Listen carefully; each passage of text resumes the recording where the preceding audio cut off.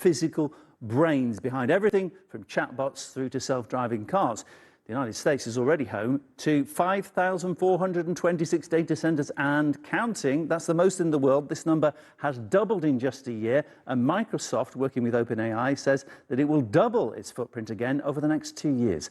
Amazon and Anthropic have just opened a major new cluster with more on the way. Google, Meta, Oracle also pursuing some of their largest ever expansions through the $500 billion Stargate project, which is backed by the Trump administration.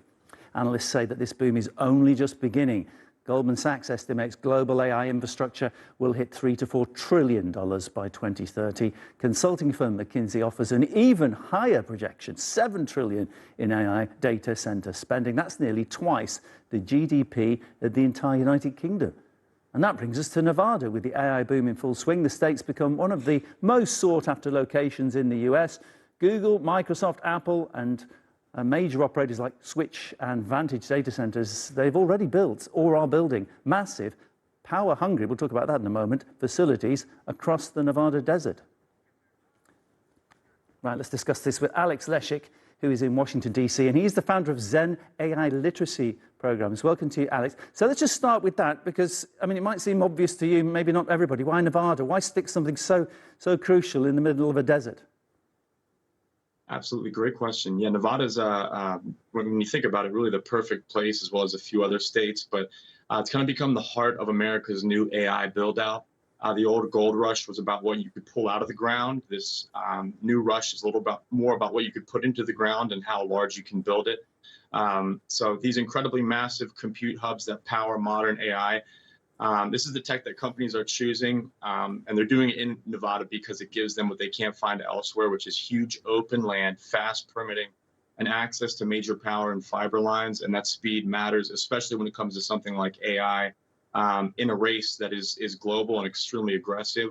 The U.S., like you had mentioned, added about 5,426 data centers this year, which is double last year's footprint. And Nevada is one of the few places that can keep up with that pace. Wyoming would be another one of those.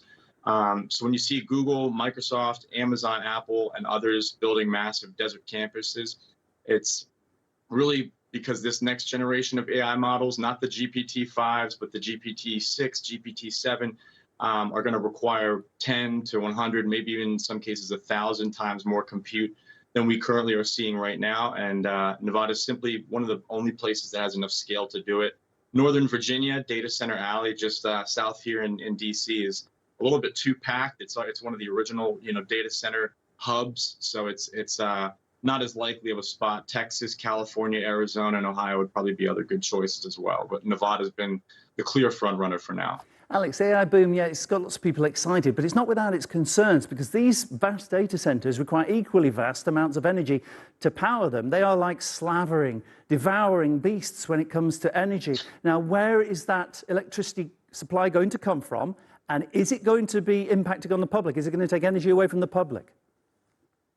That's a great question, and I think one of the hottest topics as we close out this year, and it's not going to go anywhere anytime soon. And one of the reasons that there's a massive push for fusion energy too is because of this whole sharing, this massive sharing of energy going on, where we now have to share with another entity that we've never had to share before. So the energy demand isn't just large; it's kind of rewriting the American power grid and kind of how it operates.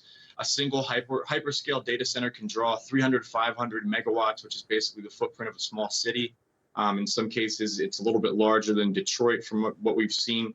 And we're not talking about a handful of these. Microsoft, Amazon, or Google, they're planning clusters that add multiple gigawatts of new load over the next few years. So most of that power will come from a massive grid expansions already underway, kind of subsidizing some of our traditional energy uses that we've had, and our traditional energy sources, maybe looking to things like solar. I know wind is something that was explored with not too great of a turnout, but it's not something that can come from the people. And we've already started, the average consumer has already started to see that change in their monthly energy bill. Nevada and the Southwest are turning into energy hubs because tech companies are now some of the biggest power customers in the United States in some regions. and they surpass any industry previously. The real issue isn't that households lose electricity, it's that the grid can keep the lights on for everybody, for hospitals, for schools, universities. The real issue is risk. If utilities overbuild based on very optimistic AI forecasts, which in most cases there's always optimistic because there's money tied into this, then that demand slows or shifts. The cost of those unused plants doesn't evaporate. It lands quietly on the people's bills. And as of these past 6 to 12 months, it hasn't been so quietly anymore. The balancing act is a little bit more simple now. So embrace the economic upside of AI, but make sure the cost of powering it doesn't become a surprise surcharge on families. Yeah, you've highlighted a few more issues there, including increasing electricity bills. We'll get to that another day, and the water issue. For now, Alex, appreciate it. Alex Leschik from Zen AI Literacy Programs. Iran's rial's fallen to a record low against the dollar. The government introducing a new gasoline price tier that raises costs for fuel outside monthly